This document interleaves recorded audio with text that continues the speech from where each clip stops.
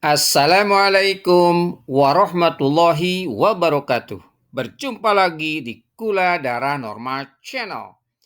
Tema kali ini adalah bagaimana pengobatan ketoasidosis pada penderita diabetes. Ketoasidosis diabetik adalah komplikasi diabetes mellitus yang ditandai dengan tingginya kadar keton di dalam tubuh. Apa itu keton? Keton adalah salah satu zat sisa hasil pengolahan lemak, yaitu zat yang bersifat asam. Jika terus berlanjut, keton akan makin menumpuk di dalam tubuh. Akibatnya, kadar asam dalam darah akan menjadi tinggi atau disebut asidosis. Gejala dari ketoasidosis adalah frekuensi buang air kecil meningkat, rasa haus yang tidak hilang walaupun sudah minum, napas berbau seperti buah-buahan atau seperti pembersih kuteks atau aseton, tubuh merasa lemas dan lelah, otot terasa nyeri atau kaku, mual dan muntah, sakit kepala, sakit perut, sesak napas, dehidrasi, linglung, dan penurunan kesadaran hingga sampai pingsan. Sekarang, kapan harus pergi ke dokter? Segera ke IGD bila mengalami gejala di atas atau kadar gula darah konsisten di atas 300 mg per desiliter. Jika hal itu terjadi pada orang di sekitar Anda, segera bawa ia ke rumah sakit agar segera diobati. Dengan begitu, risiko terjadinya komplikasi akibat ketoasidosis diabetik bisa dihindari. Penderita diabetes harus mengikuti program pengobatan yang diberikan oleh dokter dan melakukan kontrol secara rutin. Diagnosis ketoasidosis diabetik. Jika pasien datang dalam kondisi pingsan, dokter akan menanyakan gejala dan riwayat kesehatan pasien kepada orang yang membawanya. Sambil melakukan pemeriksaan menyeluruh untuk memeriksa kondisi umum dan tanda gawat darurat lainnya pada pasien, dokter akan memberikan pertolongan pertama.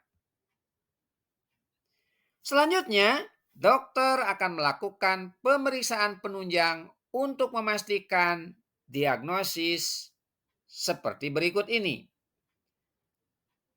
Pertama, tes darah, yaitu untuk mengetahui kadar gula darah, kadar keton darah, tingkat keasaman darah atau analisis gas darah, dan kadar elektrolit darah.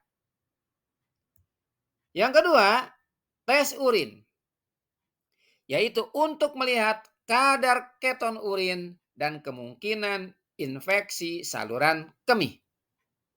Yang ketiga, rongsen dada, yaitu untuk melihat kemungkinan infeksi seperti pneumonia.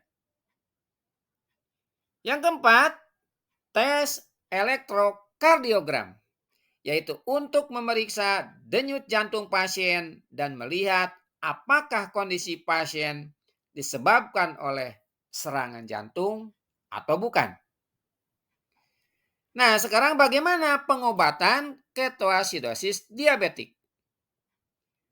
Tujuan pengobatan ketoasidosis diabetik adalah untuk menstabilkan kondisi pasien, mengatasi kondisi asidosis, dan memastikan agar kondisi tersebut tidak terulang kembali. Oleh karena itu, pasien ketoasidosis diabetik dianjurkan untuk menjalani rawat inap di rumah sakit.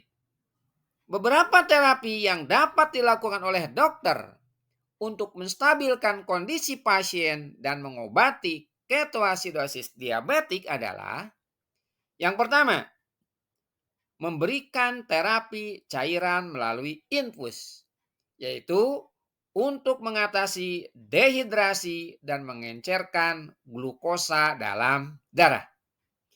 Yang kedua, memberikan insulin melalui infus. Dilanjutkan dengan pemberian insulin melalui suntikan di bawah kulit untuk menurunkan kadar gula darah. Yang ketiga, memberikan pengganti elektrolit seperti kalium, natrium, dan klorida. Tujuannya adalah untuk menyeimbangkan kadar elektrolit tubuh. Yang kelima, memberikan obat-obatan untuk mengatasi penyebab ketoasidosis diabetik. Misalnya memberikan antibiotik jika terjadi infeksi. Nah, sekarang komplikasi ketoasidosis diabetik.